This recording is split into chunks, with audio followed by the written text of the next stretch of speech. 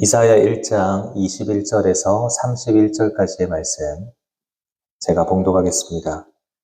신실하던 성읍이 어찌하여 창기가 되었는고, 정의가 거기에 충만하였고 공의가 그 가운데에 거하였더니 이제는 살인자들 뿐이로다.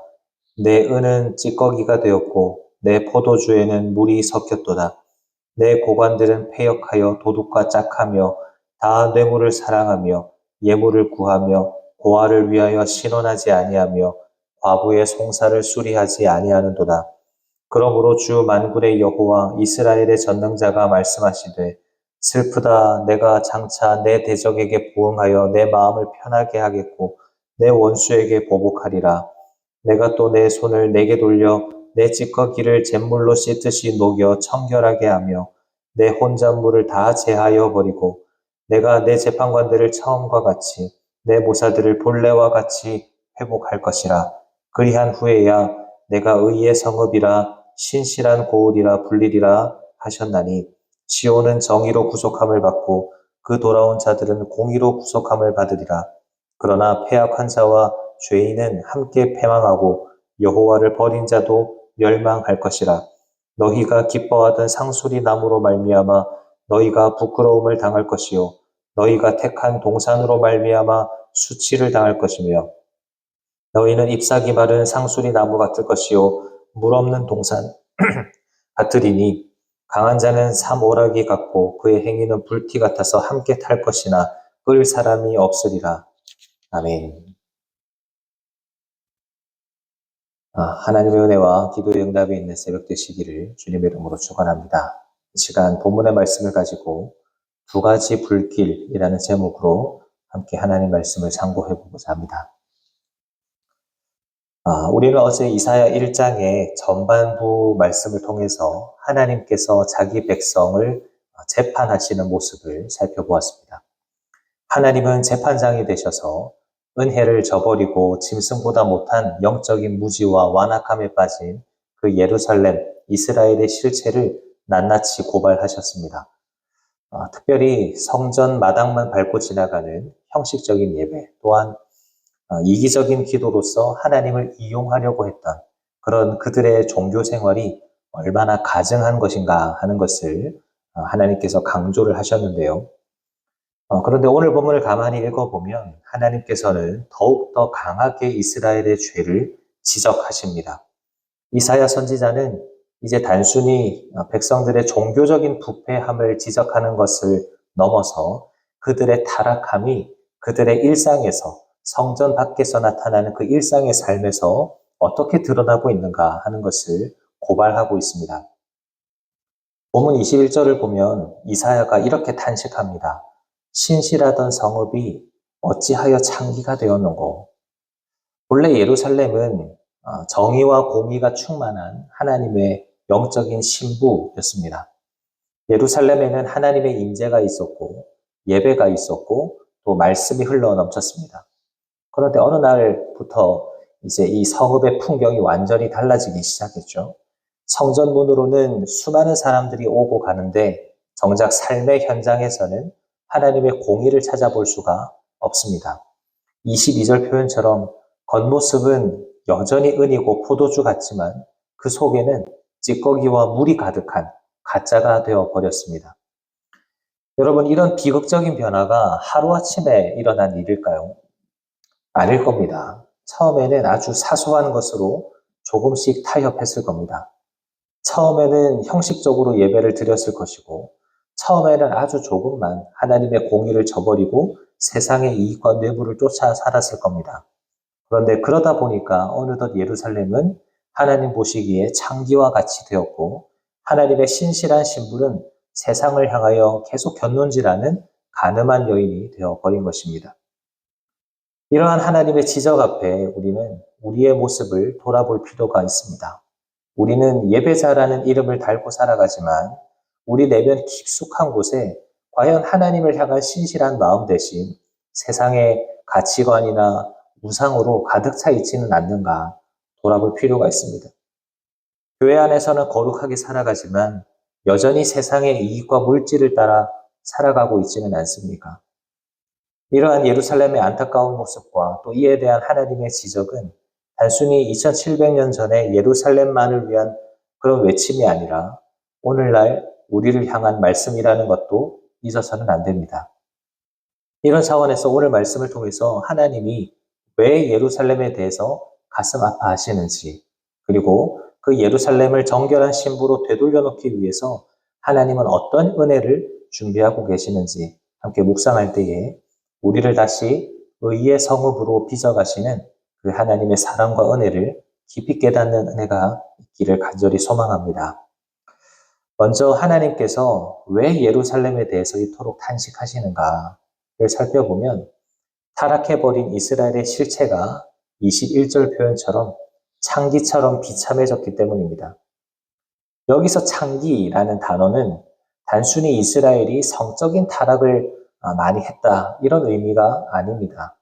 아까 말씀드린 대로 본래 정의와 공의가 충만했던 하나님의 영적 신부인 이 예루살렘이 하나님과의 언약적인 신실함을 저버리고 세상의 힘과 이익 그리고 우상을 향하여 마음을 빼앗겨버린 영적인 간음, 영적인 배신을 했다라는 의미입니다.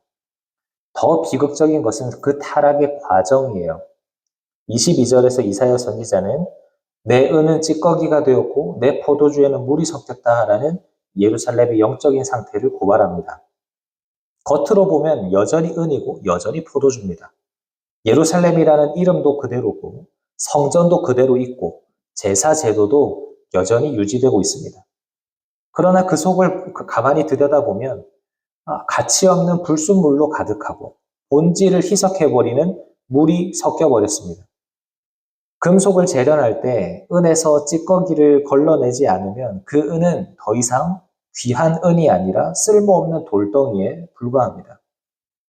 포도주에 물을 타면 양은 많아질지 몰라도 포도주로서의 맛과 생명력은 완전히 사라져 버립니다. 예루살렘도 마찬가지였습니다. 하나님을 향한 순전한 사랑이라고 하는 본질은 사라지고 그 자리에 세상의 가치관이 들어오고 세상과 타협하고 형식적인 예배를 드리는 이런 찌꺼기 같은 모습들이 섞여버린 겁니다. 이런 부패함의 결과가 23절에 나타나는데요. 예루살렘의 고관들과 지도자들은 도둑과 짝하며 뇌물을 사랑하고 예물을 구합니다. 사회생활과 대인관계의 목적이 오로지 나의 물질과 이익을 얻어내는데 그치고 있다는 겁니다. 또한 그들은 사회적 약자인 고아와 과부의 송사를 외면했습니다. 여러분, 본래 우리는 하나님을 알기 전에는 고아와 과부 같은 자들이었습니다. 하나님 아버지를 버리고 살아가는 그런 고아와 같은 그런 자였고, 또 하나님을 떠난 과부 같은 자였습니다. 하지만 십자가의 은혜로 우리가 하나님의 자녀로서 다시 신분을 회복하고 하나님의 신부로서 살아가고 있지는 않습니까? 그런데 이스라엘이 고아와 과부를 돌보지 않았다라는 것은 단지 그들이 착하게 살지 않았다는 의미가 아닙니다. 자신들이 과거에 얼마나 큰 은혜를 입었는지 그 구원의 은혜를 잊어버렸다는 겁니다. 고아와 과부 같은 자가 하나님의 은혜로 신분을 회복한 것을 잊어버리고 그런 연약한 자들을 돌아보지 않는 그런 불신자보다 훨씬 더 완악한 이기주의자로서의 모습으로 살아가고 있다는 겁니다. 여러분, 그렇다면 우리의 모습은 어떻습니까? 예배자라는 이름을 달고 살아가고 있지만 하나님을 향한 신실함 대신에 세상의 가치관과 뒤섞여버린 불순물이 우리 안에 가득하지는 않습니까? 교회 안에서는 경건한 모습을 보이다가도 세상 속에서는 내 손에 쥐어질 그 이익을 위해서 타인의 눈물과 아픔을 외면하고 있지는 않는가 하는 것입니다. 우리의 삶에 공의가 흐르고 있는지 아니면 마치 창기와 같은 세상의 찌꺼기가 섞여 있는지 하나님께서 우리 가운데 물으실 때에 우리는 우리의 모습을 정직하게 대면할 수 있어야 합니다. 이토록 겉과 속이 다른 모습으로 변질되어 버린 예루살렘을 향하여서 하나님은 어떤 반응을 보이셨을까요? 그저 두 손 놓고 지켜만 보셨을까요?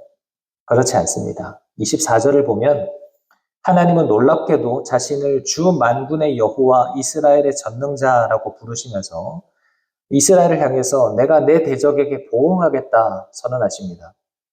놀라운 것은 여기서 이 대적이라는 표현이 예루살렘 밖에 있는 이방 민족들을 향한 표현이 아니라 바로 예루살렘 안에서 뇌물을 사랑하고 고아와 과부를 외면하던 하나님의 백성, 즉 변질된 지도자들과 완악한 백성들 그 자체였다는 사실입니다. 여러분, 많은 사람들이 자신이 고난을 받을 때 하나님이 나를 미워해서 이런 고통을 주신다라고 생각을 합니다. 그런데 25절 말씀을 보십시오. 내가 또 내 손을 내게 돌려 내 찌꺼기를 잿물로 씻듯이 녹여 청결하게 하며 내 혼잣물을 다 제하여 버리고. 하나님께서 손을 들어서 우리를 치시는 이유는 멸망시키기 위함이 아닙니다. 은을 재련할 때 그 안에 섞인 불순물과 찌꺼기를 태우기 위해서 그 은을 용광로에 집어넣는 것처럼 하나님은 우리의 삶 가운데 징계라고 하는 용광로를 통해서 우리 안에 있는 찌꺼기를 다 태우기를 원하시는 거예요. 여러분, 우리 삶에 찾아오는 고난이나 상처, 때로는 예기치 못한 실패가 무엇입니까? 그것은 하나님의 자녀임에도 불구하고 여전히 내 삶에 섞여 있는 세상의 가치관들이나 우상 또는 교만함이라고 하는 찌꺼기들을 태워버리시는 하나님의 손길이라는 것을 믿으시기를 바랍니다. 하나님은 우리를 절대 버리시지 않으세요. 창기가 되어버린 우리를 보며 가슴을 치시며 안타까워 하시기는 하시지만 동시에 신부였던 우리의 모습을 알고 기억하시기 때문에 우리를 포기하지 않으십니다. 그래서 하나님은 오늘도 우리를 징계의 불길 가운데로 이끄시는 거예요. 그 용광로가 뜨겁고 아플지라도 그 과정을 통과하지 않으면 우리가 결코 정결한 은이 될 수 없기 때문입니다. 내 안에 찌꺼기가 다 타버리고 내 인생에 섞인 그 물들이 다 증발해 버릴 때까지 하나님은 그 뜨거운 사랑의 불길을 거두지 않으시는 것입니다. 이러한 정화의 결과가 무엇입니까? 26절입니다. 그리한 후에야 네가 의의 성읍이라 신실한 고을이라 불리리라. 여러분, 다시 말씀드리지만 고난은 저주가 아닙니다. 고난은 하나님께서 나를 의의 성읍으로 신실한 고을로 다시 빚어내시기 위해서 우리 가운데 허락하신 선물입니다. 혹시 내 삶이 타오르는 용광로 속에 있는 것 같아서 두려우신 분이 계십니까? 세상 속에서 나 혼자 정직하게 살아가려고 하다 보니까 사람들에게 외면당해서 힘들어하시는 분이 계십니까? 그렇다면 우리는 기억해야 합니다. 하나님은 지금 우리를 정결하게 만들어가고 계시고 우리를 의의 성읍과 신실한 고을로 빚어가고 계시는 중이라는 것입니다. 하나님은 우리를 하나님의 영광을 담는 깨끗한 그릇으로 그리고 하나님의 정결한 신부로 빚어가시기 위해서 오늘도 치열하게 우리를 다루십니다. 그렇기 때문에 이 징계의 불길을 원망하기보다 오늘도 나를 빚어가시는 하나님의 사랑을 신뢰하는 우리가 되기를 바랍니다. 이 과정을 통과할 때 우리는 비로소 의의 성읍으로 일어설 수 있을 것입니다. 마지막으로 간단히 살펴볼 것은 이 하나님의 정화의 용광로를 거부하고 끝까지 세상을 의지하는 자들은 비참한 최후를 맞이할 것이라는 사실입니다. 앞서 하나님은 징계를 통해서라도 자기 백성을 다시금 정결하게 회복시키겠다라는 사랑을 보여주셨습니다. 그런데 이 은혜를 끝내 거부한 자들은 어떻게 될까요? 본문 28절을 보면 그러나 패역한 자와 죄인은 함께 패망하고 여호와를 버린 자도 멸망할 것이라 라고 말씀합니다. 멸망의 이유가 무엇입니까? 29절을 보면 너희가 기뻐하던 상수리 나무로 말미암아 너희가 부끄러움을 당할 것이요 너희가 택한 동산으로 말미암아 수치를 당할 것이며. 여기서 상수리 나무와 동산은 그 당시 이스라엘 백성들에게 이방 우상을 숭배하면서 쾌락을 즐기던 그 제단이 있던 곳입니다. 오늘날로 치면 하나님보다 더 의지하고 기뻐했던 세상의 힘과 재물과 권력과 인간적인 수단들을 의미합니다. 그것들은 이스라엘 백성들은 그것들이 자신의 삶을 지켜줄 것이라고 생각을 했고 남들보다 자신들을 더 풍요롭게 만들어줄 것이라고 믿었습니다. 하지만 30절과 31절은 그들이 의지하던 것들의 실체를 폭로합니다. 너희는 잎사귀 마른 상수리 나무가 될 것이요 물 없는 동산 같으리니 강한 자는 삼오라기 같고 그의 행위는 불티 같아서 함께 탈 것이나 끌 사람이 없으리라. 여기서 삼오라기라고 하는 표현은 바싹 말라서 불에 아주 타기 쉬운 불쏘시개 같은 것을 의미합니다. 자신을 구원해 줄 것이라고 철석같이 믿었던 그 세상의 강한 힘과 든든한 동산들이 환란의 날에는 도리어 자신을 태우는 땔감이 되어버린다라는 겁니다. 결국 자신이 선택한 우상과 자신이 저지른 그 악한 행위가 불티가 되어서 스스로 타버리고 마는 비참한 자멸을 맞이하게 되는 것입니다. 사랑하는 여러분, 우리는 두 가지 불길 앞에 서 있습니다.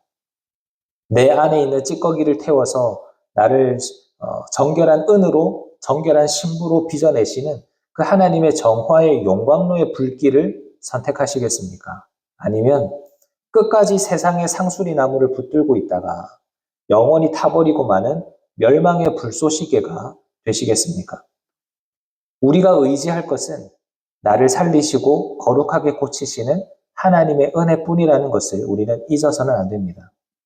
우리에게 찾아오는 고난의 과정이 비록 아프고 힘들지라도 나를 의의 성읍으로 빚어가시는 그 주님의 영광로 속으로 나의 모든 것을 내어드리는 그런 회복의 역사가 오늘 이 아침에 우리 가운데 임하게 되기를 간절히 바랍니다. 말씀을 마무리하겠습니다. 오늘 이사야 선지자는 본질을 잃어버리고 세상에 찌꺼기가 섞여버린 그런 예루살렘을 향해서 피를 토하는 심정으로 탄식하였습니다. 십자가의 은혜를 잃어버리고 세상의 이익과 쾌락이라고 하는 그런 물이 섞인 포도주가 되어서 무늬만 예배자로 살아가는 모습을 단호하게 지적을 하고 있습니다.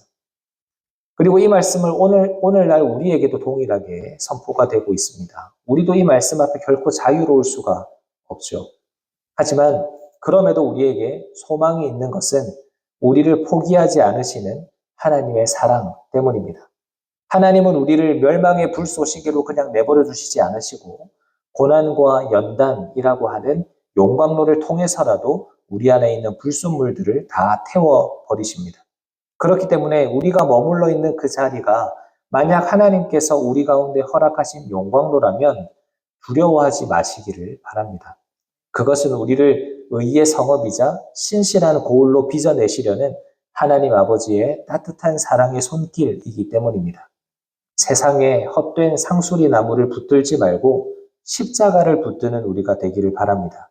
그래서 오늘 하루 주님의 손길로 인하여서 빚어지고 다듬어지고 정결해져서 참된 회복을 주시는 그 하나님의 은혜를 누리는 우리 모두가 다 되시기를 주님의 이름으로 축원합니다.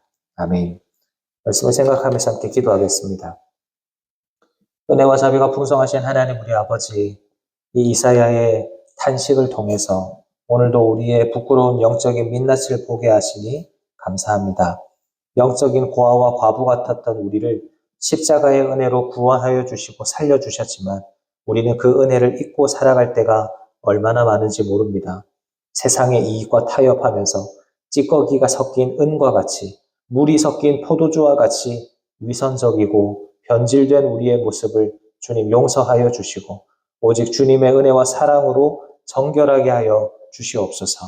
우리의 삶에 찾아오는 고난과 연단이 나를 정결한 신부로 빚으시려는 하나님의 사랑의 용광로라는 것을 믿게 하여 주시고 이 세상의 헛된 상수리 나무와 우리가 의지하는 동산들을 다 내어놓고 이제는 나를 거룩하게 하시는 십자가만을 굳게 붙드는 우리의 삶이 되게 하여 주시옵소서. 그래서 오늘 우리의 삶 가운데 주님의 그 사랑의 불길이 가득 임하게 하셔서 의의 성읍과 신실한 고울로 회복되어지는 우리가 되게 하여 주시옵소서. 우리를 포기하지 않으시는 주님의 은혜에 감사를 드리며 살아계신 예수님의 이름으로 기도하옵나이다. 아멘.